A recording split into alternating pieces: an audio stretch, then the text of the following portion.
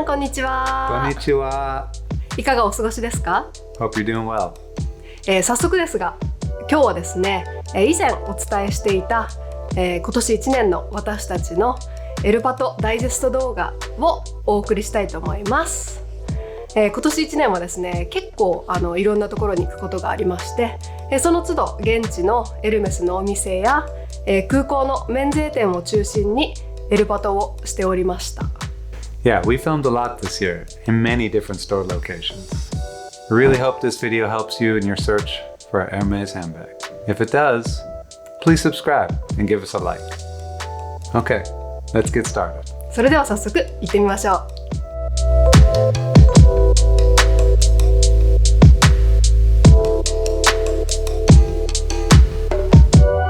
旅行で立ち寄ったパリの本店で念願のバーキンを購入することができました。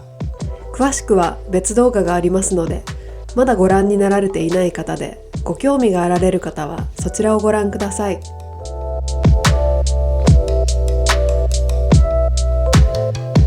い、皆さん、今私たちは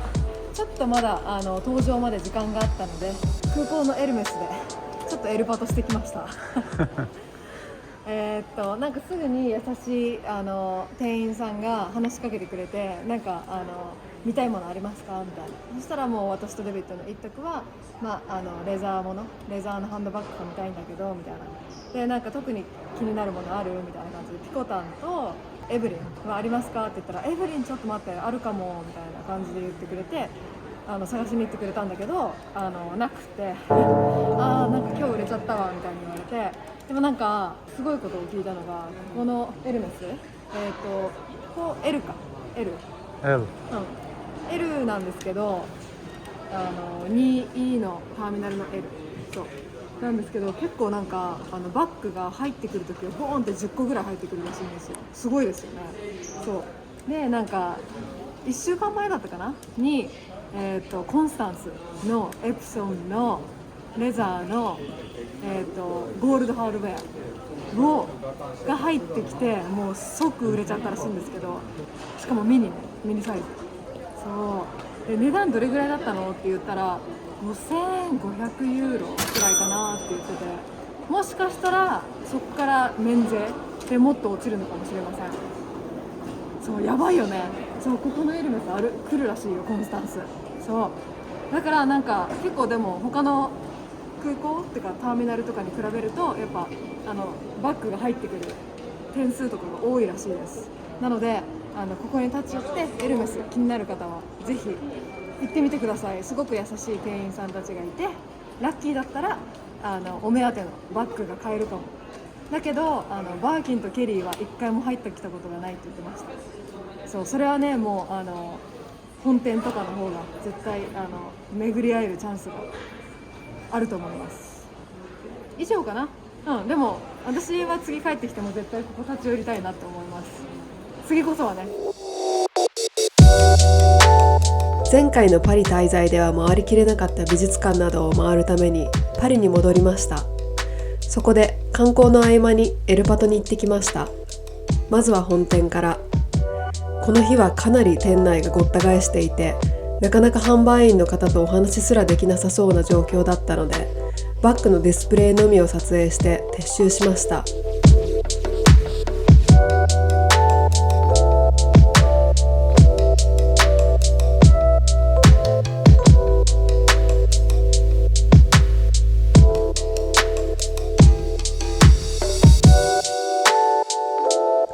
今回はいくつか欲しいものがあったので、もう少しゆったりお買い物ができそうなセーブル店に移動しました。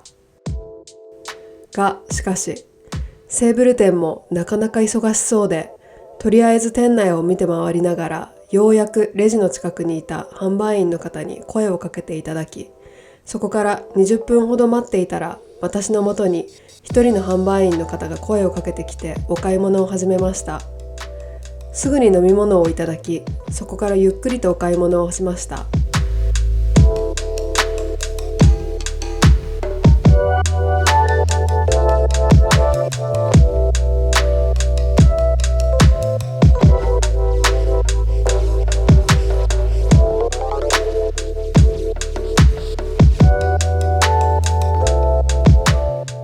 こでセーブル店の特徴ですが、本店より雰囲気が和やかな気がします。それに今回私は販売員の方にお願いをしてバッグのサンプルをトライさせていただきました。せっかくなのでミニケリーとバーキン25センチを持たせていただきました。自分が気になっているバッグがあるときに実際にバッグを持たせてもらうのは今後とても参考になります。もちろん周りの人の目があるので人が多い時には断られるかもしれませんが、こっそりダメ押しでお願いすると案外聞いてもらえたりもします。貴重な体験ができました。今後またパリに来ますと言ってその時担当していただいた販売員の方と連絡先を交換してセーブル店を後にしました。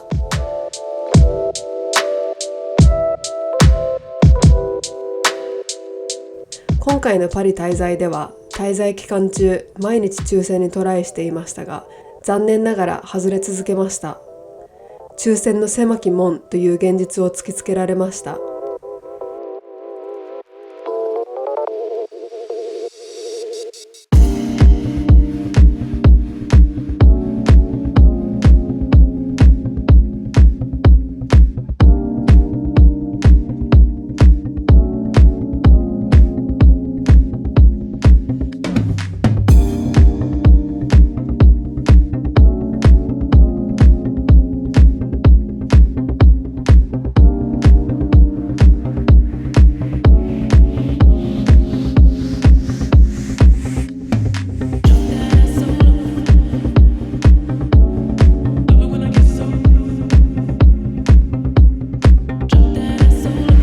今フライトの前にちょっと時間があったので、ロサンゼルス国際空港のエルメスの免税店で、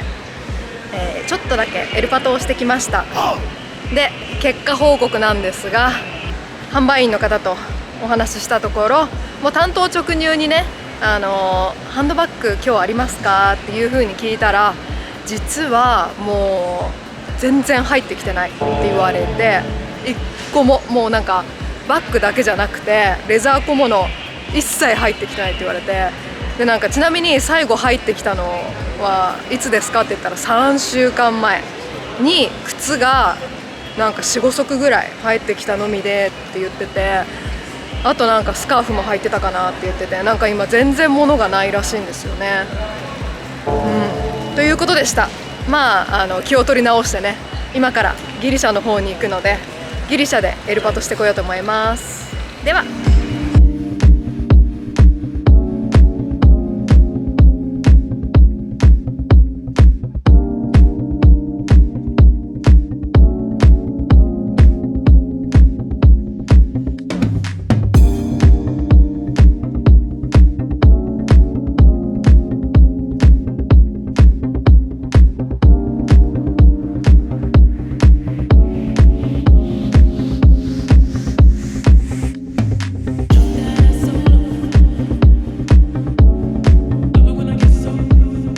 こんにちは、今日はですね、昨日私たちがギリシャのアテネでエルメスに行ってきましたので、そのクイックアップデートをしたいと思います。でまず一つ目です、皆さんの一番気になっているね、バーキン、ケリー、コンスタンス、こちらはですね、やはりそのウェイティングリストに名前を書くということが必須みたいで、すなわちその住民の方であったりとか、アテネのエルメスの顧客様優先ということでした。はい、では2つ目、バーキン、ケリー、コンスタンス以外でその在庫があるという日にはご案内が可能ということだったので、私たちが行った日には、ボリードとピコタンの大きめのサイズだったらご案内可能ということでした。で、一応そのピコタンの色も聞いてみたんですけど、結構明るめだったんですね。でその私は結構基本的にニュートラルな色が好きなので、もう即お断りしました。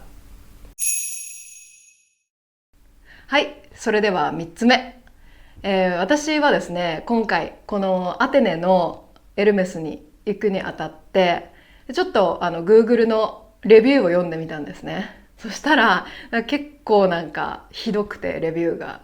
で、その中でもまあ全体的にね、塩対応ということだったので、まあ実際にどんな接客をされるんだろうと思って行ってみたんですけど、まあ私たちについていただいた販売員の方はすごく話しやすくて、全然嫌な気持ちにはなりませんでした。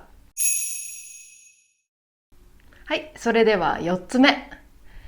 担当直入に販売員さんの方に、じゃあ最近そのバッグは入ってきていますかということを聞いてみたんですけど、そしたら、まあその来るときは来るよっていうことだったので、でまあ最近は少なめということだったので、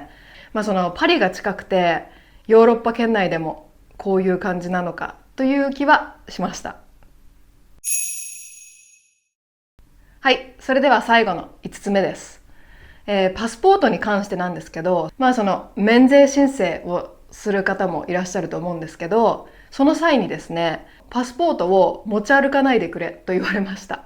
なので、その店内にパスポートを持ち込む必要はないそうです。むしろなくす恐れがあるのでやめてくださいって言われました。その携帯で写真を撮っておいて、お会計をされる際にパスポートの写真の部分を提示されれば、そのまま免税申請の手続きをしていただけるということだったので、それはちょっとしたアップデートですね。はい、以上ですね。ギリシャのアテネからのリポートでした。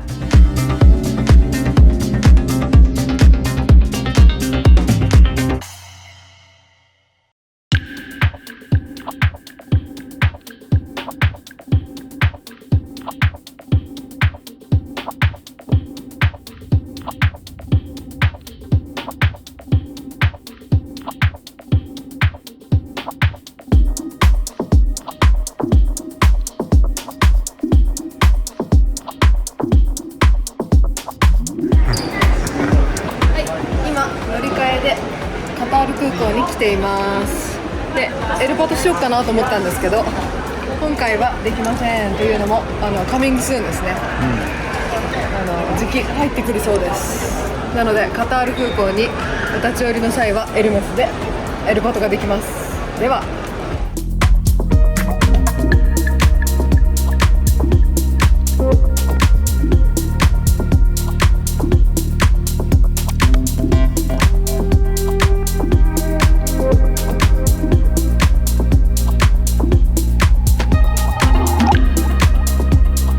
皆さんこんにちは。今から私たちはメキシコシティ、メキシコに行くんですけど、ちょっとその前にまだ時間があるのでエルパトしてくれると思います。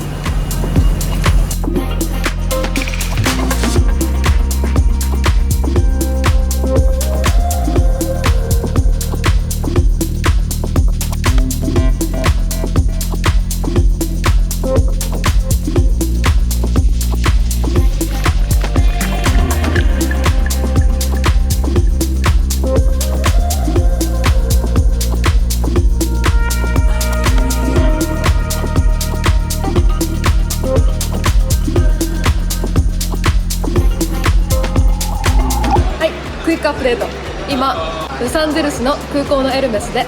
エルパトしてきました。全体的に、2ヶ月前にここに来た時よりすごく在庫はたくさんありました。で、皆さんが一番気になられているハンドバッグ、今回ねちょっと面白い情報をいただきました。まず今日ストックがあるのは、エブリンの TPM エトオープンがあるそうです。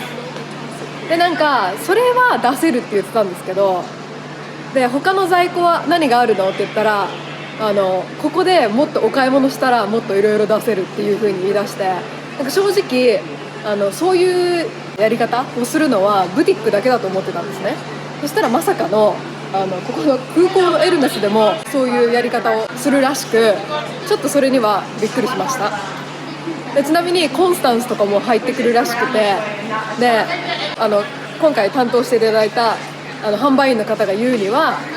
私にねあなたはエッセイいますかって言われて、いないけどって言ったら、なんかそのリターンカスタマー、ここによく来られる方はやっぱ SA の方がいらっしゃるっぽくて、 SA の方とキープインタッチ、連絡を取ってればそういうコンスタンスとかが入ってきた時に連絡をくれて多分寄付もしてくれるのかな、その言い方から言うとっていう感じでした。 SA をつけてお買い物をするシステムがここのロサンゼルスのエルメスにはあるみたいです。以上、そういうことでした。ではメキシコで行ってきます。はい、ちょっとさっき言い忘れていたので言っとくと、ロデオのチャームがあるっていうことで色を聞いてみたらピンクだそうです。ちょっとね、時間の関係でもう見せてもらうことはしなかったんですけど、でもさっきも言ったんですけど、何より印象的だったのは担当の方いらっしゃいますかって言われたのと、もっとたくさんね物を買ってくれるんだったらいろんなもの見せれますって言われたことですね。空港ですよ。空港もこんなこと言うようになったんだと思ってちょっとびっくりしました。以上です。では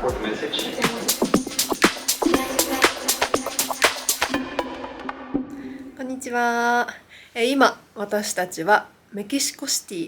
ィ、メキシコの首都ですねにいるんですけど、実はメキシコシティには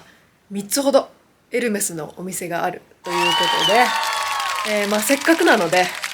今日はエルパトをしてこようと思います。で、ちなみにですね、一つはすごく離れた場所にあるんですけど、あとの2つは結構近くにあるので、もう徒歩距離で行けちゃうぐらいなので、今日は両方とも行ってこようと思います。ただもう3時ぐらいなのでちょっとどうなのかなって、朝一では行けなかったので、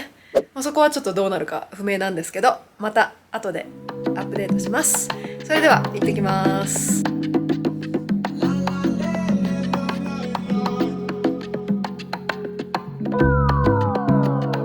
まず私たちが行ったのはポランコ地区にあるメキシコ初のエルメス1号店のマサリク店です。こちらマサリク店は30年ほど前からあるそうです。入店するとすぐに販売員の方が話しかけてきて、ハンドバッグを探しているとお伝えしたところ、メキシコでのハンドバッグの購入のプロセスを丁寧に教えてくれました。まずメキシコでは何のハンドバッグを購入するにしてもメキシコ国内でのエルメスのアカウントが必要とのことでした。それからウェイティングリストに登録すること、バッグの種類、サイズ、金具の色、それからバッグの色は3つほどオプションが欲しいとのことでした。そして3つ目は本人が受け取りに来るとのことでした。だいたい時間はバッグによって半年から2年ほどかかるそうです。例えばエブリンだと1ヶ月ぐらいで用意ができるそうですが、特に需要が高いミニケリーだと3年は覚悟してくださいとのことでした。100% の保証はできないけど、全てはパリ次第ということでした。こちらのお店だとだいたい毎日5人ぐらいの人がウィッシュリストに追加していて、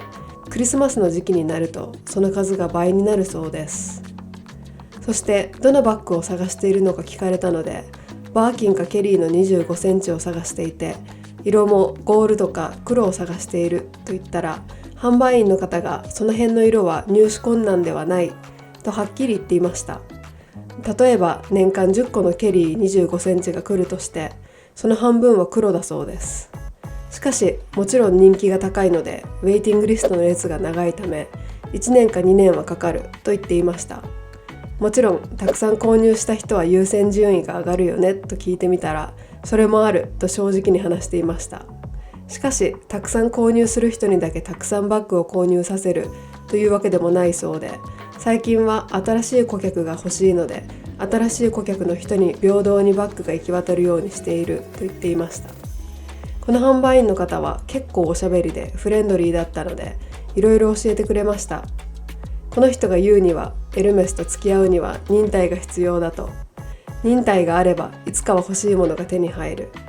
特に私が欲しいバッグはベーシックカラーだからそんなに難しくないし、バーキン25センチ、30センチ、ケリー25センチ、この辺はよく入ってくるからと言っていました。バッグ以外にメキシコシティについてもいろいろ教えてもらって、結果この販売員の方と30分以上喋り倒して、記念にメキシコのエルメスのアカウントを作って連絡先も交換してウィッシュリストの登録をしてきました。がしかし今回は何も買わずに出てきてしまったので、私の優先順位ははるかにゲノゲノゲだと思うので、期待を全くせずにバッグの連絡が来た時にはラッキーぐらいに思っておきます。ちなみに全体的なお値段は少しアメリカより高いかなという印象を受けました。以上がマサリク店でのアップデートです。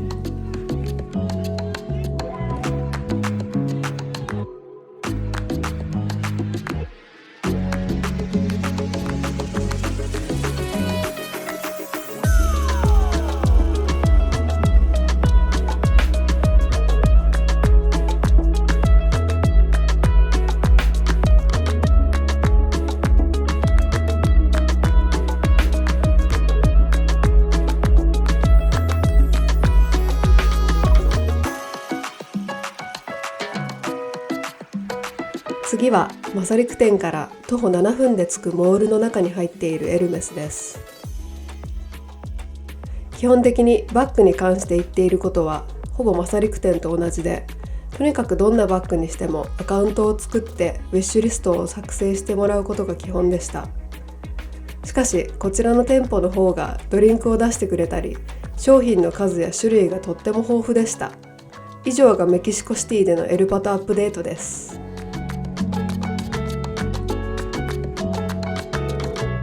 With nuns.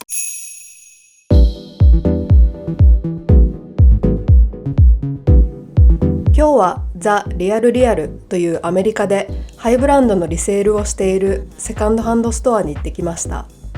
こちらでは単なる中古品だけではなく、ブランドから直接商品が持ち込まれることもあるそうです。それにストア名にしてしまっているぐらい商品の鑑定にも力を入れています。私はオンラインで購入したことがありますが、実店舗に行ったことがなくて、今回初めてザ・リアルリアルストアに行ってきました。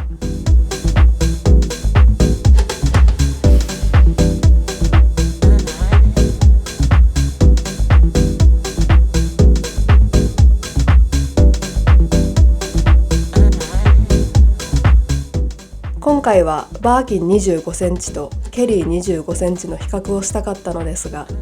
あいにくケリーの25センチが店頭になくて、代わりにケリー28センチを持たせていただきました。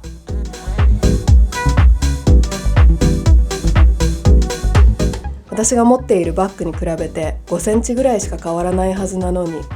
バーキンもケリーもすごく小さく感じました。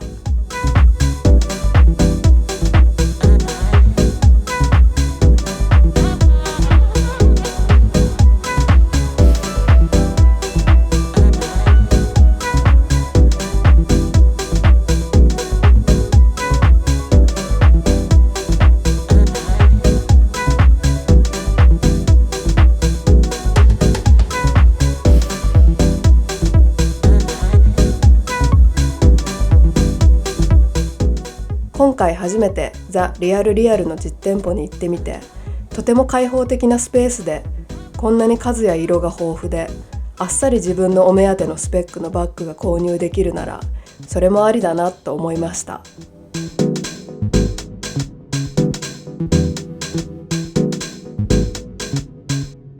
いかがでしたか？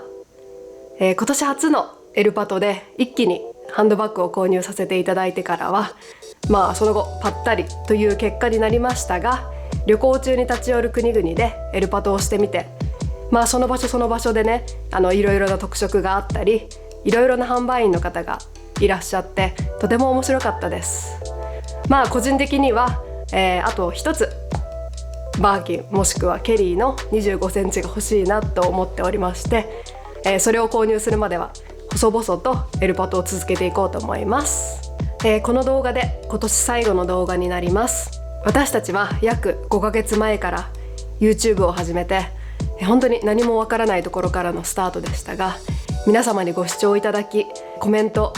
チャンネル登録、そしていいねで温かいサポートをいただきながら、ここまでやってくることができました。本当に感謝しております。皆様どうぞ良いお年をお迎えください。そして来年もよろしくお願いします。David, do you want to say something?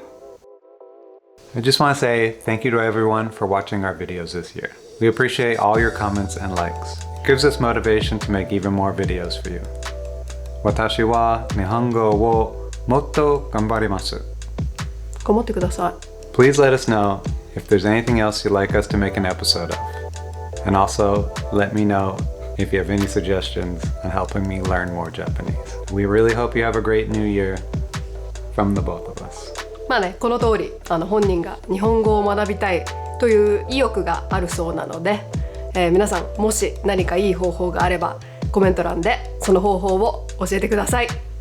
それでは皆さんここまで見ていただきありがとうございます。ありがとうございます。次の動画でお会いしましょう。バイバーイ。バイバイ。